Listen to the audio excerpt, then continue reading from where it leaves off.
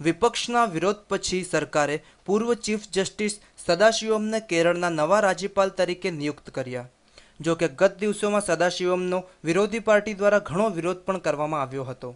Kerala high court advocate એસોસિએશનના 118 જેટલા વકીલોએ રાજ્યપાલ પદે પી સદાશિવમની વરણી સામે વિરોધ કરતી એક અરજી રાષ્ટ્રપતિ પ્રણવ મુખર્જીને મોકલી આપી હતી. આ સિવાય એસોસિએશનને એક ખરડો પસાર કરીને પી સદાશિવમને આ પદ ન સ્વીકારવા માટેની અરજી કરી હતી. નોંધપાત્ર છે કે તેમના પરિવારજનો પર તમિલનાડુ સરકાર તરફથી અયોગ્ય લાભ મેળવવાનો આરોપ છે, જેનો તેમણે વિરોધ કર્યો છે. જો કે પી સદાશિવમના વિરોધ છતાં આખરે તેમની આ પદ માટે પસંદગી કરી લેવામાં આવી છે.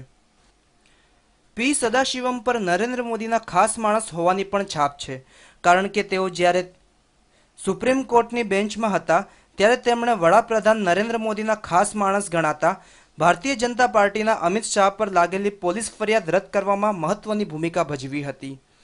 પી સદાશિવમની આ મથરાવટીના કારણે જ તેમના પર મોદીના માણસની છાપ લાગી ગઈ હતી. Bureau report, news online, Ahmedabad.